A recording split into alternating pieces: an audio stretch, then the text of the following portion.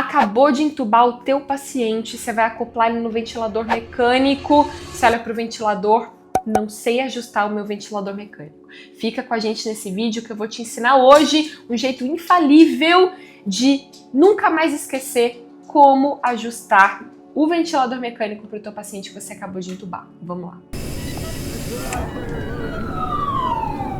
Seja muito bem-vindo a mais um vídeo nesse canal. Aqui a gente descomplica os assuntos relevantes para o teu plantão, para você ficar seguro, saber de fato ter prioridade a tocar um plantão aí de emergência UTI, de porta. E hoje o assunto dessa nossa conversa é ajuste no ventilador mecânico. Poxa, Daniele, sempre que eu entubo um paciente eu olho para o ventilador mecânico e eu fico completamente perdido, eu não sei ajustar, eu não sei o que eu mexo, eu não sei o que eu procuro. A partir de hoje essa angústia terminou, porque você vai ver um jeito muito fácil de fazer isso, tá, galera? Como eu sistematizo a minha procura pelos parâmetros no ventilador mecânico para nunca mais esquecer. Eu costumo dizer que a gente possui dois tipos de parâmetros no ventilador mecânico nos quais eu vou procurar. Primeiro, ajustes gerais e ajustes específicos. Específicos a quê? Ao modo ventilatório que eu estou usando. Eu sempre recomendo, após você ter entubado, vai acoplar teu paciente no ventilador mecânico, escolhe o VCV. Por que eu vou deixar aqui o VCV e eu vou colocar um asterisco? Porque o modo ventilatório da ventilação controlada a volume, num primeiro momento, é algo muito mais intuitivo de setar no ventilador. Eu vou precisar basicamente ali, depois dos parâmetros gerais e algum outro parâmetro específico, setar o volume corrente que eu quero que meu paciente ventile. É muito mais direto. Então, não há qualquer problema em você utilizar o VCV logo após que o seu paciente for entubado. Depois que você tiver otimizado a sedação, já solicitado e analisado a primeira gasometria arterial, você troca ele para PCV, que é o modo que, no geral, a gente mais utiliza aí no paciente na UTI, no paciente grave. Então, comece com VCV, não tem problema algum. A gente tem dois grandes modos ventilatórios controlados, que é o VCV e o PCV, o que a gente vai se ater aqui nesse vídeo. Vamos lá. Lembra, ajustes gerais e ajustes específicos. Quais são os ajustes gerais? Quando eu falo em ajuste geral, é geral a todo e qualquer modo ventilatório, que são quem, basicamente? A FO2, a frequência respiratória e a PIP, certo? Então esses são os três ajustes gerais que você vai ter que ajustar e setar no teu ventilador, não importa o modo ventilatório controlado que você esteja usando, tá? FO2 no primeiro momento, quanto eu escolho? Classicamente a gente coloca uma FO2 a maior possível e após a primeira gasometria arterial, eu vou titulando isso. Mas eu preciso necessariamente sempre de uma FO2 a 100%? Não, tá? Eu vou usar uma FO2 para manter uma saturação no oxímetro de pulso maior do que 93%. Então, poxa, eu entubei o meu paciente por conta de, por exemplo, um status epilético refratário. O problema desse meu paciente não era a troca. Eu necessariamente preciso de uma FO2 a 100%? Não, né, galera? Então, sempre eu vou manter uma FO2 para uma saturação maior que 93%, tá? Poxa, Dani, eu entubei, vou setar essa FO2 a 60%, vou ver como meu paciente fica, maravilha, coloquei 60%, meu paciente saturou menor do que 93% no oxímetro, eu ajusto um pouco mais. De um modo oposto, entubei esse meu paciente por uma SARA grave, meu paciente estava desaturando antes mesmo da intubação orotraqueal. Deixa 100%, pede a gaso, avalia a PO2 dele na gasometria e depois você titula para baixo essa FO2, tá?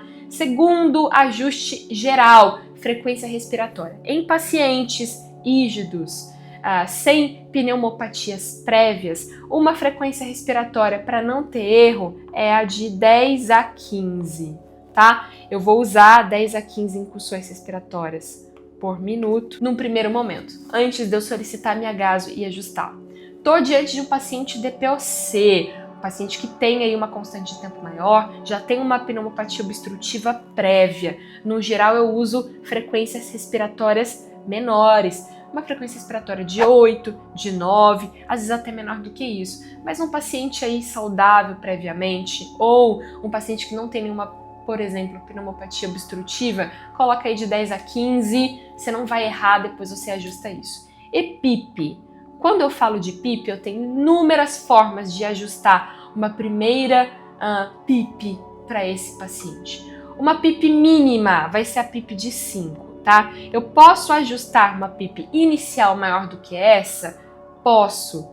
Se eu tô, por exemplo, falando do método de PIP Table, depois a gente faz um vídeo sobre isso, sobre titulação da PIP, se eu tenho um paciente que, no geral, inicia com uma necessidade de FO2 maior, tão grande quanto 60%, 70%, essa minha PIP de 5 não vai ser uma PIP suficiente. Vai ser uma PIP baixa, então eu vou acabar precisando de PIPs maiores, uma PIP de 8, de 10, de 12. A PIP de 5 vai ser uma PIP ali geralzona, ok? Para você não fazer com que o teu paciente passe por lesão de recrutamento, desrecrutamento cíclico, ou seja, esvazie todo aquele alvéolo, todas aquelas unidades alveolares a cada ciclo ventilatório. Você vai fornecer uma PIP mínima, mas depois sim você pode ajustar essa PIP para uma PIP ideal, uma PIP maior, eventualmente, no outro momento. Esses, por exemplo, então, são os parâmetros gerais. Quando eu vou para parâmetros específicos, específicos a quê? Lembra? Específicos ao modo ventilatório que eu estou usando. Quando eu vou para os parâmetros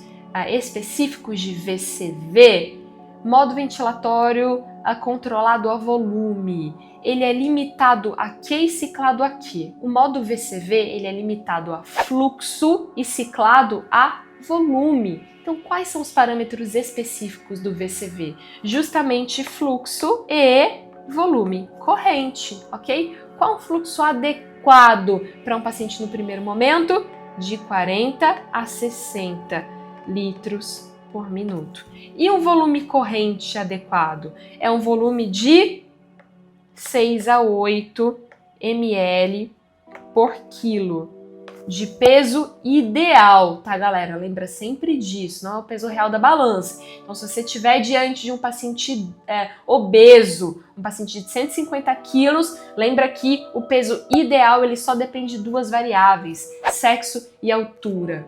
Eu tenho aí um truquezinho para calcular uma fórmula para calcular o peso ideal muito fácil, que é homem, altura menos 100 em centímetros, mulher, altura menos 105. Então, se eu estou aí diante de um homem de 150 quilos e ele tem aí 1,80 m de altura, portanto 180 centímetros, o peso ideal dele é 80. Eu não vou usar os 150 para calcular o volume corrente, ok? Mulher, se ela tivesse 150 quilos e 1,80 m de altura, o peso ideal dela seria 75 quilos e não 150. Então, sempre calculando aí de 6 a 8 ml por quilo de peso ideal. Num adulto aí de 70 quilos, eu vou usar aí 400, 450 ml, certo?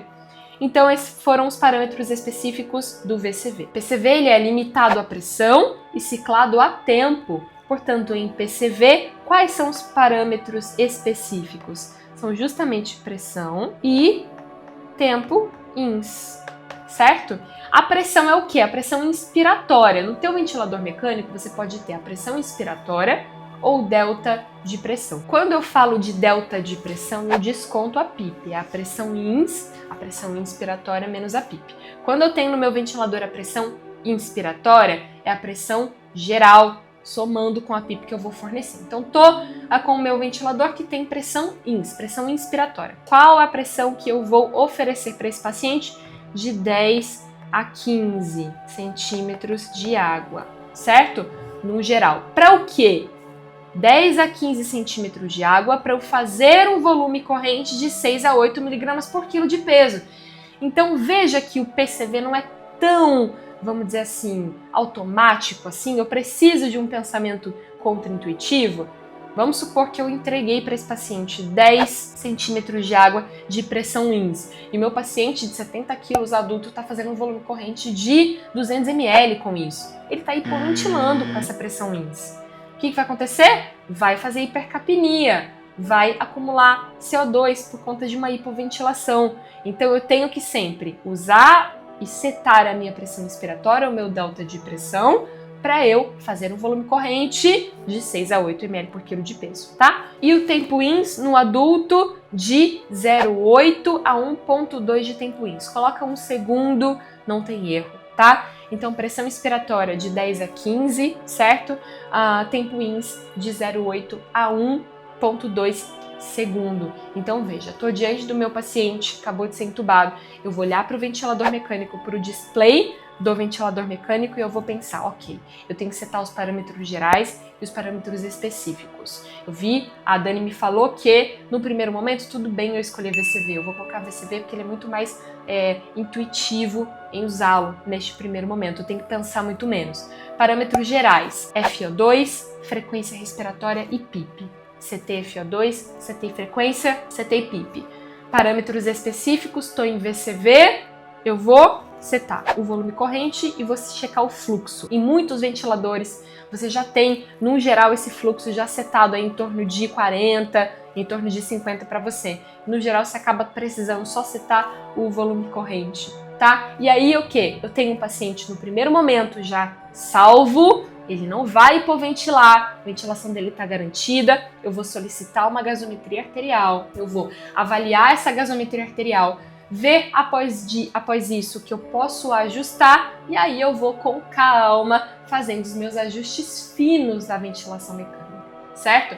No Intuba Class, que é o nosso treinamento voltado para a prática dos plantões, a gente tem o Ventilação, que é o nosso curso focado do básico ao avançado em ventilação mecânica. Os alunos do Intuba Class não veem a ventilação mecânica como um problema. Se você está inseguro aí para o teu plantão, vê muitas coisas a lapidar, acabou de formar agora, Dani, eu vou fazer plantão de emergência de UTI, eu me sinto completamente perdido. As vagas para o Intuba Class estão abertas, tá? Clica aqui no link da descrição, é por um tempo limitado.